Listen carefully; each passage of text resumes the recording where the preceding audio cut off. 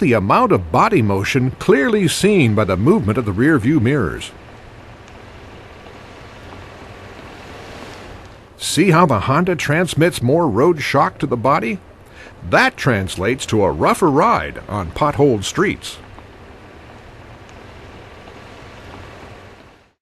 Out on Gateway International's road course, a series of tight turns demonstrates agility and handling. This is what it looks like from the driver's point of view. Now for the real thing. First through the turns is Forester, being driven pretty aggressively. Notice how Forester's balance and control allow it to dance around the cones. Next is the Honda CR-V. See how it plows into the second curve. Certainly not as precise and controllable as Forester. Next up is B9 Tribeca, a much larger, heavier vehicle, but it still cars through the turns with ease. Compare that to its direct competitor, the Volvo XC90, which appears to have a much more difficult time remaining under control.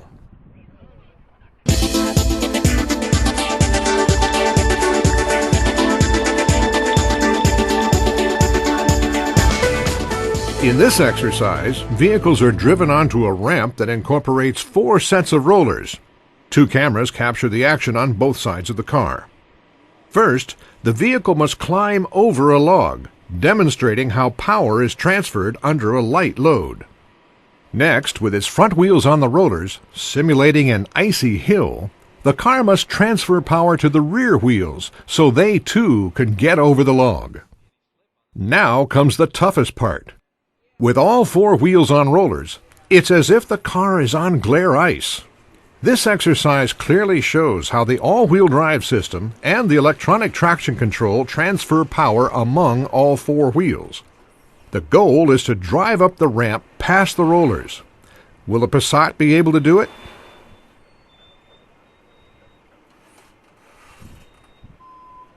Next up is the 2007 Legacy 2.5 GT Limited, equipped with variable torque distribution all-wheel drive with vehicle dynamics control.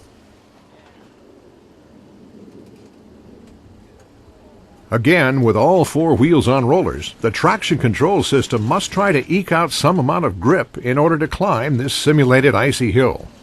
And with only a little bit of effort, the Legacy climbs past the rollers. Next, we see the Volvo XC90 approach the rollers.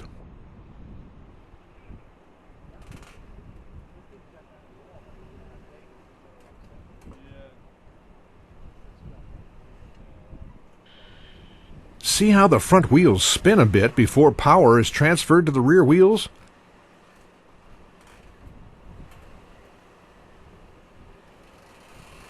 Now, what happens when all 4 wheels are on the rollers? Keep in mind that each one of these professional drivers is trying hard to drive up this ramp. It's also clear that Volvo's traction control system is working very hard here. You can even see some noticeable side-to-side motion as an individual wheel receives too much power.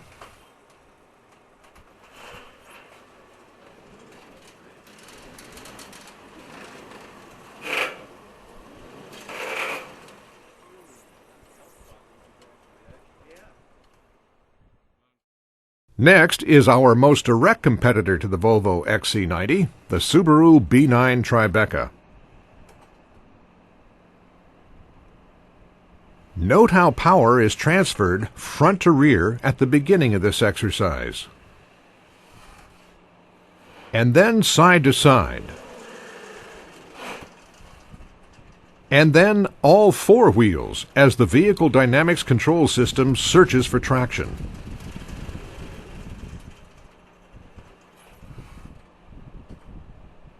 With only a little bit of effort, the Subaru drives up past the rollers.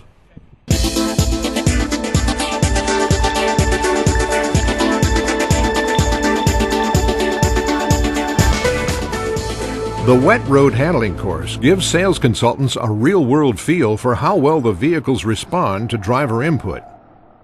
Let's compare the Outback and the Volvo XC70. Whoa! Was the driver in control, or was the car? Here's an accident avoidance maneuver on a wet road at about 35 miles per hour. First with the Outback, then with the Volvo XC70. Wow, what a difference! Now let's look at the B9 Tribeca compared to the Toyota Highlander. The driver really had to work hard to control that car. Here's another wet road exercise, a dramatic left-right-left maneuver with the B9 Tribeca, again at about 35 miles per hour, and the same maneuver with the Toyota Highlander. Its stability control system is so intrusive, the driver really has a tough time controlling the vehicle. Here's the Volvo XC70 again. Let's see how it fares this time. Again, the Volvo has a very difficult time in the wet. Let's take another look at that run from a different perspective. Who's really in control?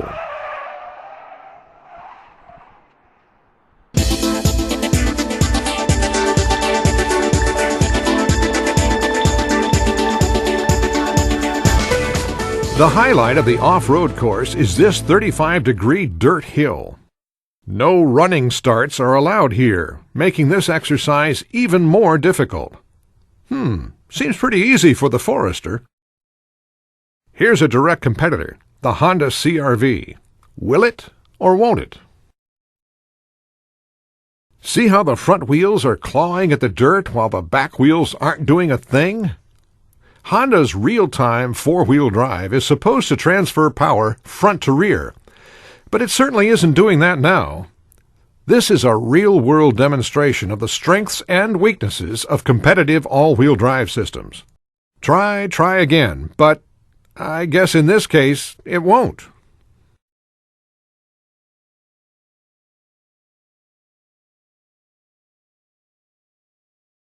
Now we have a side-by-side view of the Outback and the XC70. They both make the grade, but the Volvo certainly needs to work harder.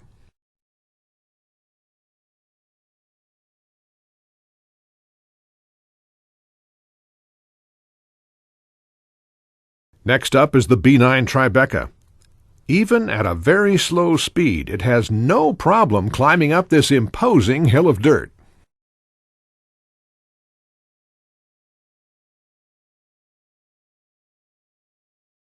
The Nissan Murano has an unusual continuously variable transmission and a typical reactive all-wheel drive system. Look closely for any wheel spin. You can't tell from this footage, but the driver is pushing down hard on the accelerator. There's just nothing happening at the wheels.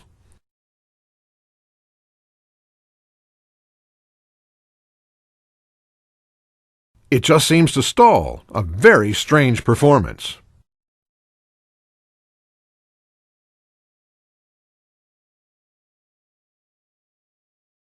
Now the Volvo XC90 approaches the hill.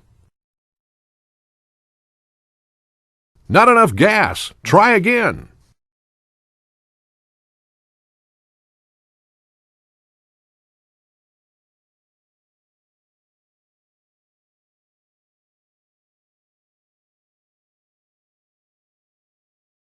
Of course, the driver plays a key role here. These are Subaru salespeople at the wheel, not professional drivers. Will it or won't it?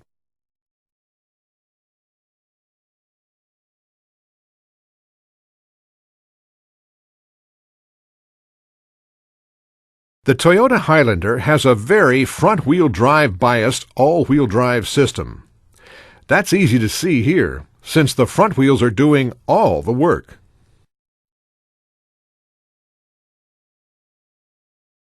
Here's another camera angle, and another try at the hill.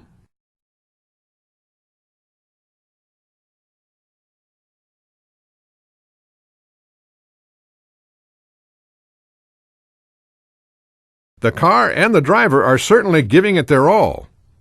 Will it or won't it?